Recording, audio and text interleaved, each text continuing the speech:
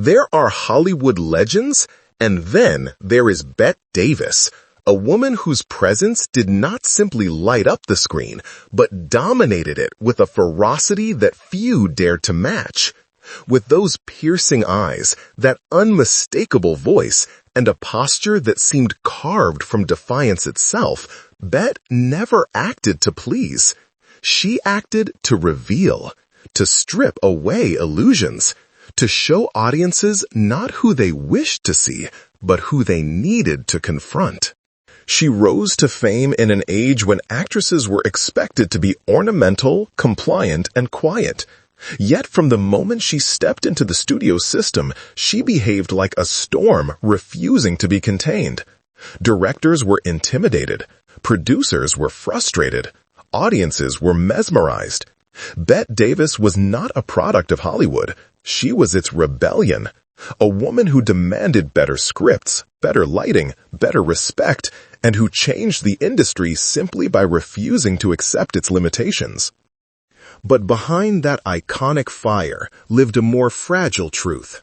A childhood shaped by loneliness and rejection, a lifelong fear of being forgotten, and a heart repeatedly bruised by love, betrayal, and the pressure of fame.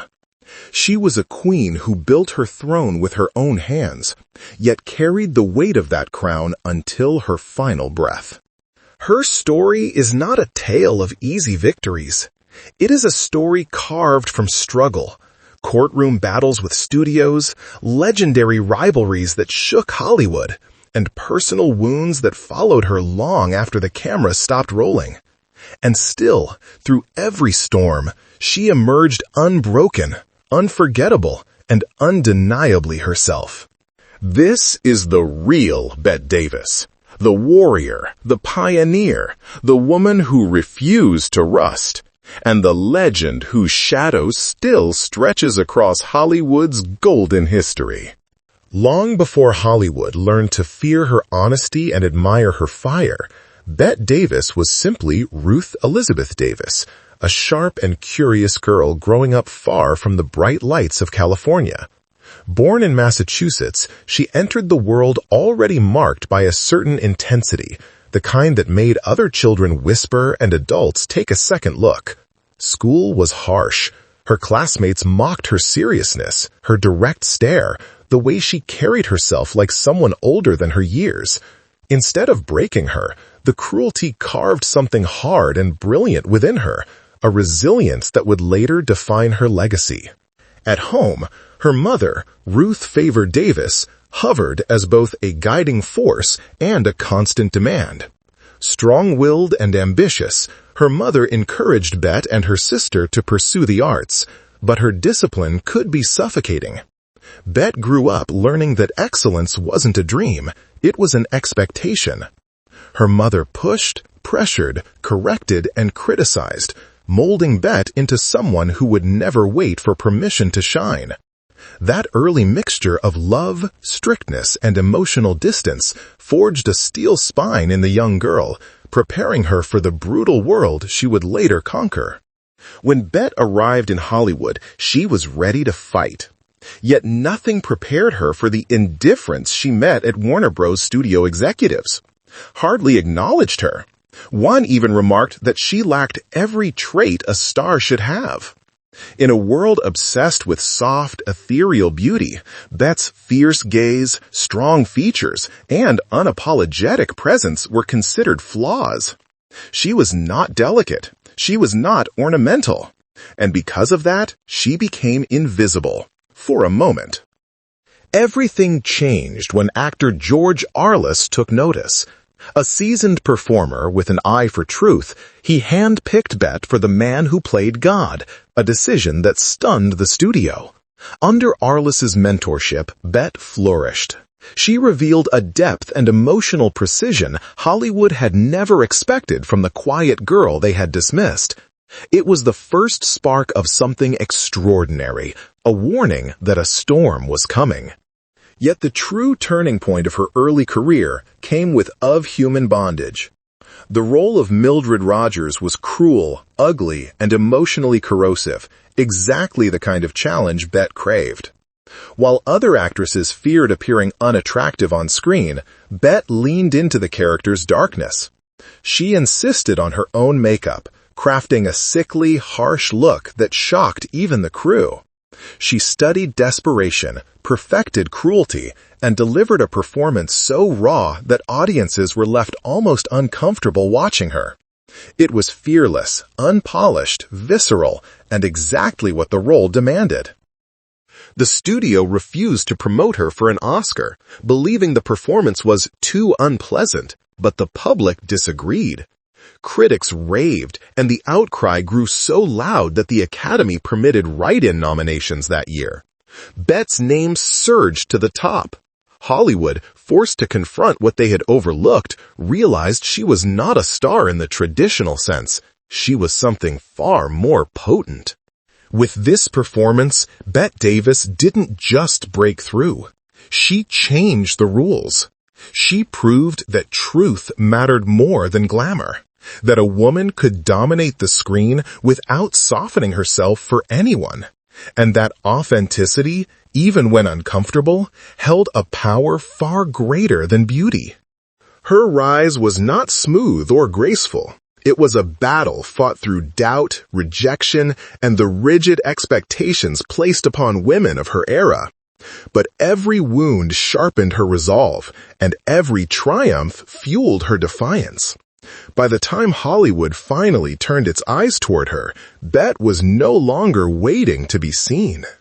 She arrived demanding it. By the time Bette Davis secured her place in Hollywood, she was no longer just a rising star. She had become a force determined to reshape the industry itself. The studio system of the 1930s and 1940s was a rigid machine designed to control every aspect of an actor's life. The roles they played, their public image, their salary, even their personal relationships. Most performers accepted this with silence. Bette Davis did not. From her earliest days under contract, she refused to be treated as a decorative pawn. She demanded scripts with depth, characters with complexity, and directors who cared about storytelling rather than superficial glamour. When she stepped onto a set, she analyzed every element, the lighting, the camera angle, the costumes, the emotional intention behind each scene. If anything felt false, she spoke up. She questioned decisions. She pushed back. She insisted on retakes that others considered unnecessary. And while this infuriated studios and intimidated colleagues, it set a new precedent. Cinema could be a place of artistic integrity, not just profit. Her reputation for being difficult began here, a label that male actors rarely received, though many behaved far worse. Bette understood the double standard, but she did not care. She believed fiercely in the craft of acting. To her, authenticity was sacred. She once said, "I was not content to just be cute." And she meant it. When others feared aging on screen, Bette embraced the lines on her face as evidence of a life lived, and she gave them to her characters without vanity. Her boldest confrontation with the system came in 1936 when she sued Warner Bros. Over the poor quality roles they assigned her. At the time, it was unthinkable for an actress to challenge a studio in court. Warner Bros. Expected her to lose, and she did, legally. But the real victory was moral. The scandal embarrassed the studio, and afterward they started offering her richer, more meaningful roles. Even in defeat, Bette had forced the system to acknowledge her worth. This attitude carried into her work with uncompromising discipline. On set, she watched everything: the smallest prop, the timing of a line, the emotional truth between actors. Directors often stepped aside, admitting privately that Bette understood the scene better than they did. Her instinct for realism was unparalleled. She rejected unnatural beauty lighting, insisting on shadows if the character required darkness. She refused false eyelashes, even when it frustrated makeup departments. She believed characters must look like real people, flawed, tired, worn, alive. Her contributions extended far beyond performance. In 1941, she became the first female president of the Academy of Motion Picture Arts and Sciences. It was a historic breakthrough, but Bette quickly realized that titles meant nothing without power to enact change. She pushed for reforms, transparency, and fairness in an industry deeply resistant to transformation. Within weeks, she met fierce opposition. The board refused her ideas, undermined her decisions, and dismissed her proposals. True to her nature, rather than staying silent, she resigned. It was her way of refusing to be a figurehead. Outside the studio walls, Bette's commitment to authenticity continued shaping the culture. During World War II, she co-founded the Hollywood Canteen, where celebrities served meals to soldiers. While other stars appeared for brief photo opportunities, Bette worked night after night, scrubbing floors, serving food, and ensuring the operation ran smoothly. She gave her time and energy because she believed cinema had a responsibility beyond entertainment. Through all of this, a quiet truth ran beneath her rebellion. Bette Davis lived with a constant fear of being forgotten. It was that fear, rooted in childhood wounds, that fueled her relentless pursuit of greatness. She refused to rest, because resting meant rusting, and rusting meant disappearing. By redefining what it meant to be a leading woman, Bette Davis changed not only Hollywood's expectations, but its very language. She made strength cinematic. She made truth beautiful. She made defiance legendary. Her revolution had only just begun. By the mid-1930s, Bette Davis had already shown Hollywood who she was: fierce, uncompromising, unwilling to settle for mediocrity. But it was her battle with Warner Bros., one of the most powerful studios of the era, that transformed her from a remarkable actress into a symbol of artistic rebellion. The studio system controlled everything. Contracts were ironclad, salaries were fixed, and the studio chose every film its actors appeared in. And Warner Bros., in particular, had a reputation for grinding its stars into predictable molds. For Bette, whose artistic ideals were higher than the system could tolerate, it felt like a cage. After her breakthrough performances, Bette expected scripts with substance. Instead, the studio continued assigning her formulaic stories, bland romances, and roles she felt were beneath her talent. She pleaded with them. She argued. She wrote letters detailing why certain scripts would damage her artistic credibility. But Warner Bros. Did not care. To them, she was a contract player, a commodity. The breaking point came when the studio asked her to star in 2 low-quality films back-to-back, roles she called insulting to anyone with sense. She refused. Warner Bros. Threatened suspension. Bette didn't flinch. She believed that if she accepted roles unworthy of her craft, her career would wither from the inside. So she made a decision no woman in Hollywood had made before. She fled to England to take higher quality work abroad, outside the reach of Warner's control. The studio retaliated instantly. Warner Bros. Sued her in a London court for breach of contract, insisting she return to the United States and obey their decisions. Bette countersued, arguing that the studio was exploiting her, restricting her freedom to choose meaningful roles, and sabotaging her artistic growth. She stood in court fearless, articulate, and unshaken, a woman fighting not just for herself, but for every actor trapped in the machinery of the studio system. The British press adored her. The American press was stunned. No one had ever seen an actress confront a studio like this. But legally, Bette lost. The judge ruled in Warner Bros.' favor, forcing her to return to America. Newspapers called it a defeat. Yet, in reality, it was one of the greatest victories of her career. When Bette returned to Warner Bros., the studio was humiliated. The public supported her. Critics praised her courage. Suddenly, the studio realized they could no longer bury her in mediocrity. They needed her, and the world knew it. And so the shift began. They offered her better scripts, complex roles, characters with depth, conflict, and emotional darkness. It was after this battle that Bette Davis entered the most celebrated era of her career, delivering performances that earned her 2 Academy Awards and solidified her status as one of the greatest actors in cinematic history. But the war left scars. Bette had seen the true nature of Hollywood's power, and it hardened her resolve. She learned that success was never safe, that talent alone was not enough, and that the industry would always prefer obedience over brilliance.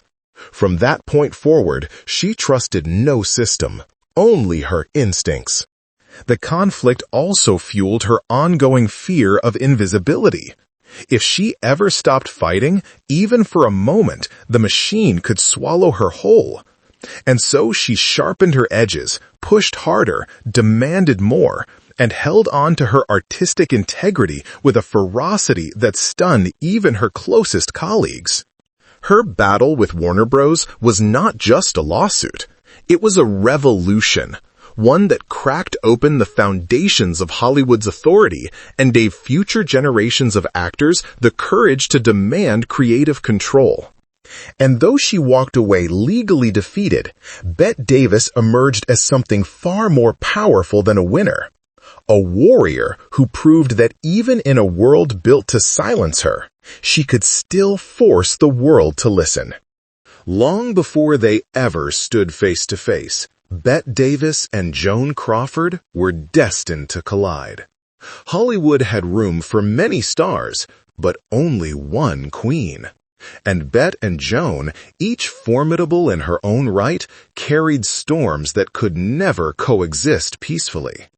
Their rivalry did not begin with a single incident. It was a slow burn, sparked by jealousy, fueled by ambition, and intensified by 2 women who refused to bow to anyone, least of all to each other.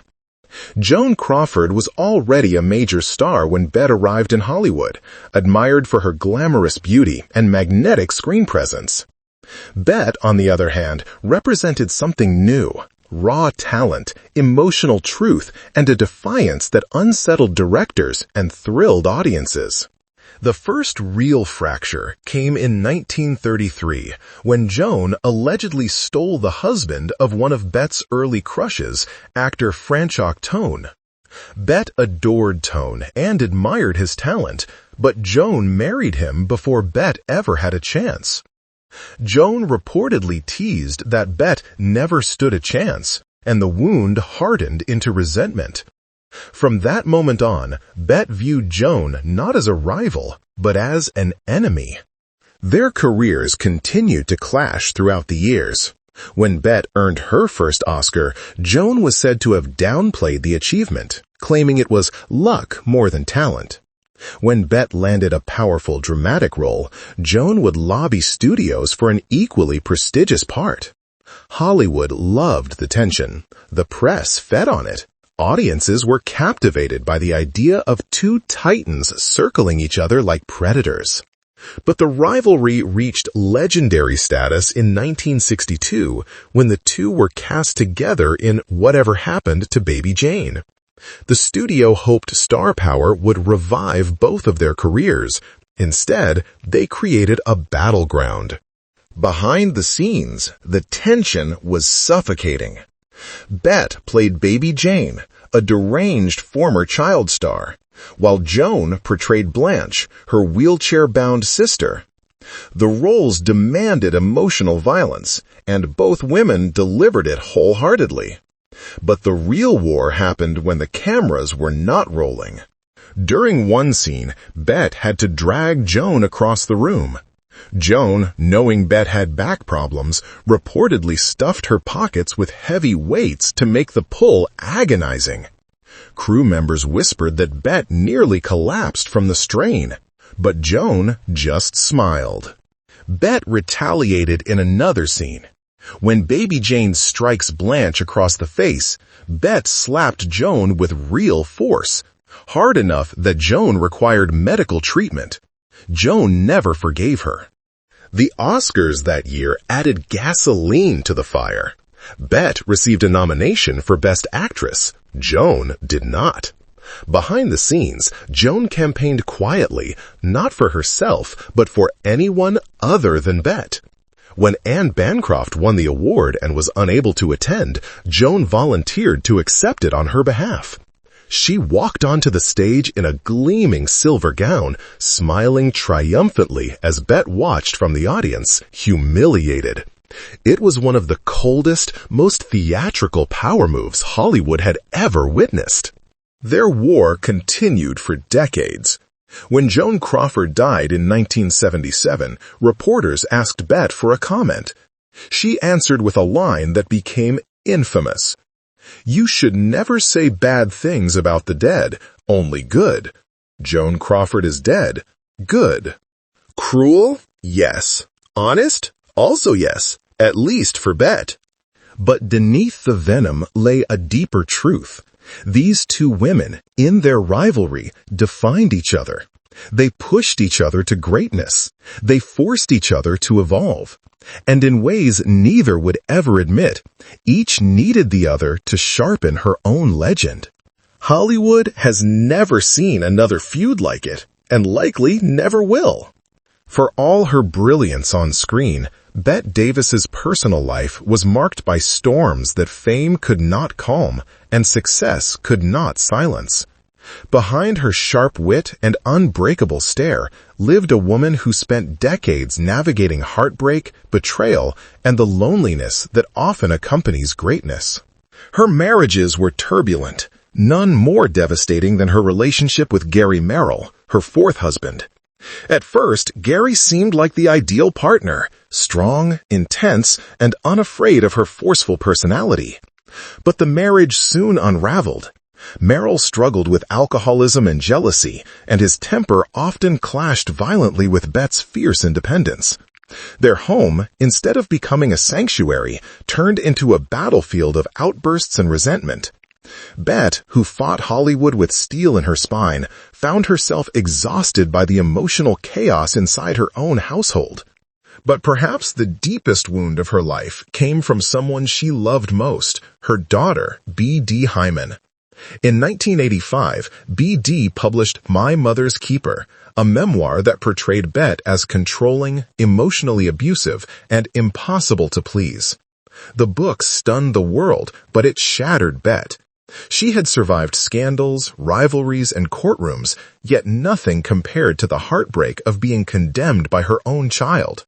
She later said that reading that book felt like a knife driven straight into my heart. The relationship never fully recovered. Still, even at her lowest, Bette refused to withdraw from the world. Her artistic fire continued to burn, even when her body began to fail her. In 1983, she was diagnosed with breast cancer and underwent a mastectomy. For most people, it would have signaled a time for rest. Not for Bette Davis. She returned to work almost immediately, determined not to let illness define her. But fate struck again.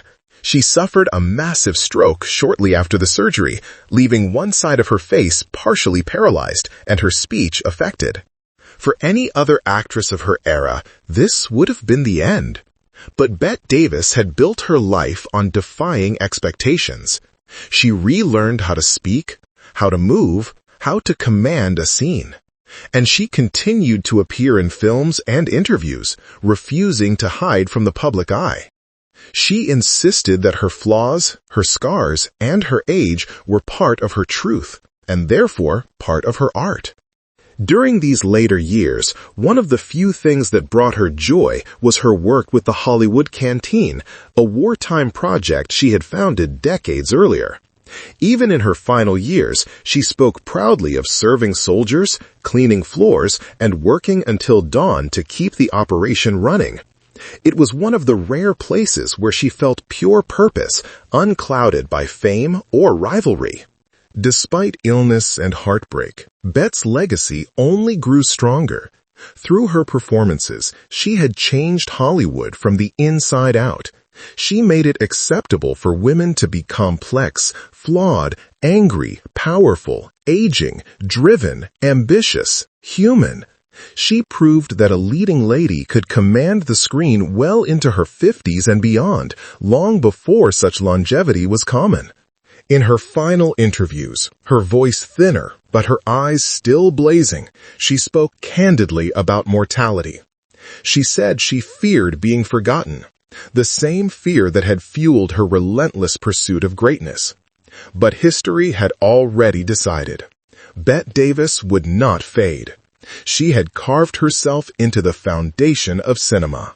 Her final years were not gentle, but they were honest, just like her. And when the lights finally dimmed on her extraordinary life, she left behind not just films, but a blueprint for every woman who dared to challenge the world and demand her place within it. In the end, Bette Davis's legacy was not shaped by the role she played, nor by the awards that decorated her career, but by the sheer force of the woman behind them. She was the storm that Hollywood never saw coming, the actress who shattered expectations, defied limitations, and insisted that truth mattered more than beauty, more than approval, more than the carefully polished illusions the industry depended on. Her life was a mosaic of contradictions, strength and vulnerability, triumph and heartbreak, brilliance and burden. She loved fiercely, fought relentlessly, and carried wounds that never fully healed. Yet she never allowed tragedy to silence her. Even in illness, even in betrayal, even when the world tried to dim her light, Bette pushed forward with the unshakable conviction that the work, the art, must always continue. She transformed every stage she touched. She taught generations that characters should bleed, not pose.